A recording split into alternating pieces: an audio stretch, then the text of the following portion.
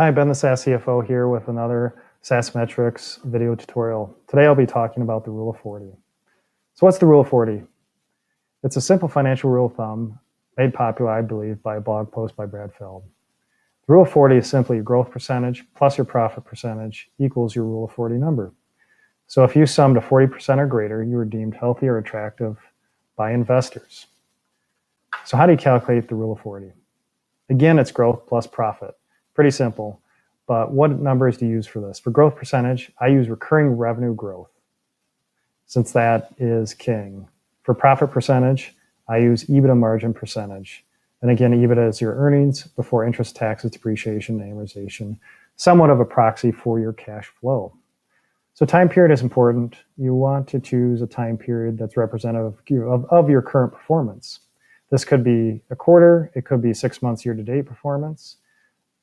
And then for growth percentage, I use year over year. So again, that's your growth percentage year over year.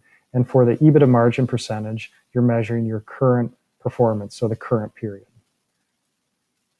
So a simple example here, we have July year-to-date, P&L, 2018 versus 2017. So for year-over-year growth, we're showing 14% year-over-year, 18 versus 17. For your EBITDA percentage or your profit percentage, it's your current period. So that's 2018 EBITDA margins.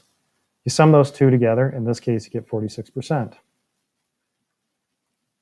So the Rule of 40 is all about trade-offs, and in this case, it's profit versus growth. If you're experiencing high growth, it's okay to have low or negative profit according to this rule of thumb, as long as the Rule of 40 sums to 40 or greater. On the flip side, if you have low growth, if you're single-digit growth, you better have high cash flow, high EBITDA margins to offset, you could say, the unattractiveness of a low recurring growth percentage.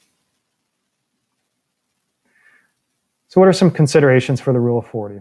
Well, Brad Feld states that you can begin measuring this at 1 million MRR. So at what point do you measure this? As a startup, mature SaaS company, somewhere in between?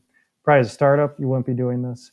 But I think once you have built out some of the common departments of a SaaS business, for example, you've got support services, CSM, R&D, and so on, it's probably time to start measuring your Rule of 40.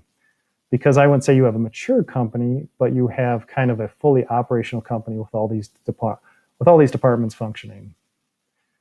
So this is the time you need to start thinking about margins, cash flow, and SaaS metrics. Hope you enjoyed today's Rule of 40 video tutorial. For more information and for these slides, please visit thesaascfo.com. Thanks.